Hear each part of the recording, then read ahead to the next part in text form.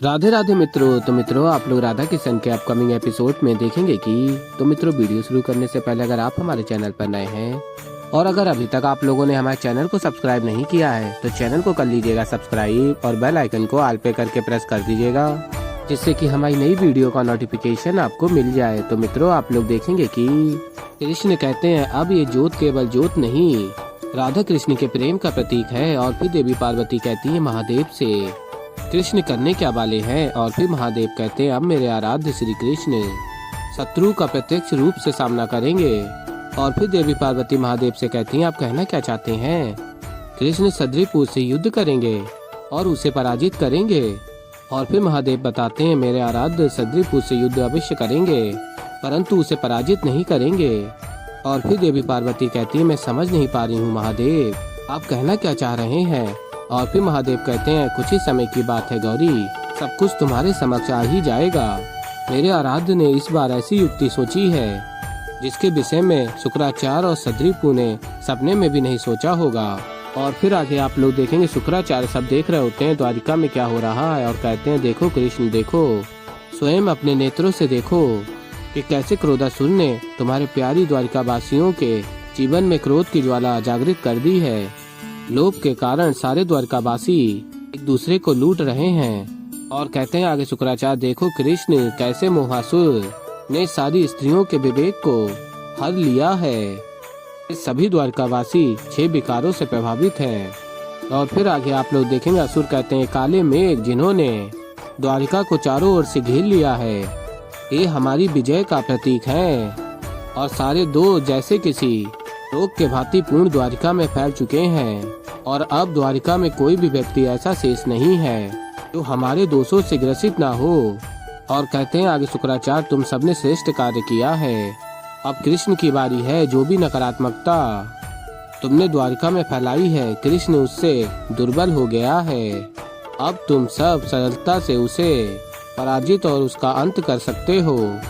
और तभी असुर कहते हैं वो देखो कृष्ण तो स्वयं ही यहाँ चल कर आ रहा है, प्रतीत होता है कि अब उसे भी समझ में आ गया कि उसका समय अब समाप्त होने को है और हम सबके साथ अब कलयुग का आरंभ होने वाला है।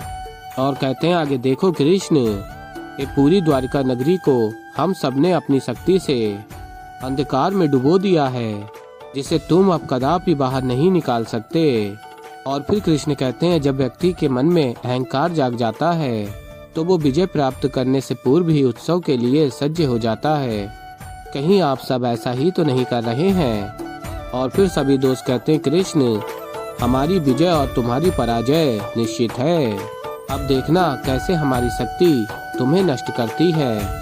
और फिर सभी दोस्त अपनी शक्तियों का उपयोग करते हैं श्री कृष्ण के ऊपर, किंतु श्री कृष्ण का कुछ नहीं कर पा रहे होते हैं। और असुर गुरु शुक्राचार्य देखकर क्रोधित हो रहे होते हैं और कहते हैं गुरु शुक्राचार्य इन सबकी शक्तियों का कृष्ण पर कोई प्रभाव नहीं पड़ रहा। और फिर शुक्राचार्य सद्रीपु से कहते हैं अब उन्हें और बल दो जिससे वो कृष्ण को पराजित कर सकें। और फिर सद्रीपु और बल देता है, किंतु कृष्ण का कुछ नहीं कर पा रहे होते हैं। और फिर सभी दोस्त कहते हैं ये क्या माया कर रहे हो तुम कृष्ण, क्यों हमारी शक्तियों का तुम पर कोई प्रभाव नहीं पड़ रहा है? और फिर श्री कृष्ण कहते हैं यदि आप सब चाहते हो कि आप सबकी शक्तियों का मुझ पर कोई प्रभाव हो तो मैं आप सबको एक अवसर दे सकता हूँ। और फिर असुर कहते हैं कैसा अवसर? और फिर श्री कृष्ण कहते हैं मुझे सद्रीपु के पास ले चलो, मैं उसके समक्ष ऐसा प्रस्ताव रखना चाहता हूँ जिसे वो कभी अस्वीकार नहीं कर सकता। और तभी असुर स्मरण कर रहे होते हैं कृष्ण सच में इतना साहसी है जो स्वयं सद्रीपु से भेंट करना चाहता है, या ये हमारे साथ कोई छल कर रहा है? और कहते हैं असुर इसका उत्तर तो सद्रीपु ही प्रशस्त कर सकते हैं। और फिर आगे आप लोग देखेंगे कि सद्रीपु कहता है लेकर आओ कृष्ण को हमारे समक्ष। और फिर सभी दोस्त कहते हैं ठीक है कृष्ण, यदि तुम सद्रीपु से मिलना चाहते हो तो हम उनके पास तुम्हें ले चलेंगे। और फिर कृष्ण कहते हैं मैं अत्यंत उत्सुक हूँ।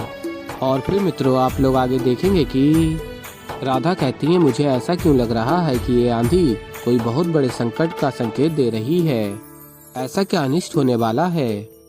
और फिर आगे आप लोग देखेंगे श्री कृष्ण शुक्राचार्य सद्रिपु के समक्ष पहुंच जाते हैं सभी दोषों के साथ और कृष्ण कहते हैं, शुक्राचार्य देर से ही सही, अंततः हमारी भेंट हो ही गई, प्रणाम। और फिर शुक्राचार्य कहते हैं, हमारी ये भेंट तुम्हारी अंतिम भेंट में परिवर्तित होने वाली है। इतने समय के प्रयासों के पश्चात अब मेरा प्रतिशोध पूर्ण होगा। और कहते हैं, शुक्राचार्य सद्रिपु तुम्हें अपनी शक्तियों से समाप्त कर देगा। संपूर्ण पृथ्वी पे नकारात्मकता का प्रकोप होगा।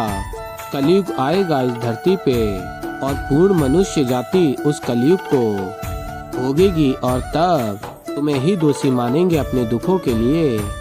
तुम इस संसार में प्रेम का पाठ पढ़ाने आए थे ना कृष्ण, किंतु अब मैं ये निश्चित करूंगा कि ये संसार तुम्हें क्रोध और घृणा से स्मरण करे। और फिर श्री कृष्ण कहते हैं शुक्राचार्य से, क्या आपको पूर्ण विश्वास है कि सद्रिपु के कारण कलयुग आएगा और उस कारण से समस्त मनुष्य जाति भुगतेगी? क्या आपको पूर्ण विश्वास है? और फिर आगे आप लोग देखेंगे सद्रिपु कहता है, क्योंकि यही विधि का विधान है कि कृष्ण के अंत के साथ ही कलयुग का आरंभ होगा और तुम्हारे अंत का अर्थ तुम्हारी मृत्यु नहीं अपितु तुम्हारी इतना की मृत्यु है, तुम्हारे विचारों और विश्वासों का अंत है जो इस मनुष्य जाति में बसे हुए थे द्वापर युग में।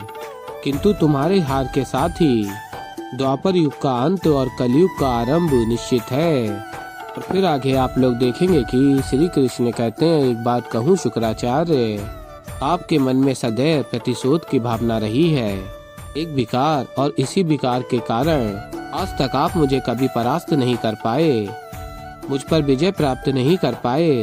और यदि तुम्हारी बात करूं सद्रिपु, और तुम स्वयं उन सभी विकारों से ग्रसित हो, स्पष्ट रूप से बताऊं तो आप दोनों ही मुझ पर उन दोषों से प्रहार कर रहे हैं, उन विकारों से आक्रमण करने का प्रयास कर रहे हैं जिन विकारों से आप दोनों स्वयं ग्रसित हैं। क्षमा कीजिए, किंतु ऐसे में आप कितने भी प्रयास कर लीजिए, मुझ पर विजय प्राप्त कर पाना संभव नहीं है। और फिर सद्रिपु कहता, देखते हैं किसकी विजय होती है और किसकी पराजय। और फिर आगे आप लोग देखेंगे सद्रिपु अपने सभी दोषों के साथ अपनी पूर्ण शक्ति लगाकर कृष्ण के ऊपर आक्रमण करता है, किंतु कृष्ण का कुछ नहीं हो रहा होता है। और फिर तभी असुर गुरु शुक्राचार्य कहते हैं, माया भी कृष्ण अपनी माया से तुम्हारी शक्तियों को रोक रहा है। तो ऐसे ही मित्रों आगे और भी बहुत कुछ देखेंगे। तो अभी के लिए इस वीडियो में इतना ही। तो मित्रों, अगर आप लोगों को हमारी वीडियो पसंद आई हो तो वीडियो को कर दीजिएगा लाइक, और अभी तक अगर आप लोगों ने हमारे चैनल को सब्सक्राइब नहीं किया है तो चैनल को कर लीजिएगा सब्सक्राइब, और बेल आइकन को ऑल पे करके प्रेस कर दीजिएगा, जिससे कि हमारी नई वीडियो का नोटिफिकेशन आपको मिल जाए। तो मित्रों, मैं मिलता हूँ जल्दी आप लोगों को एक नई वीडियो के साथ। तो तब तक के लिए राधे राधे।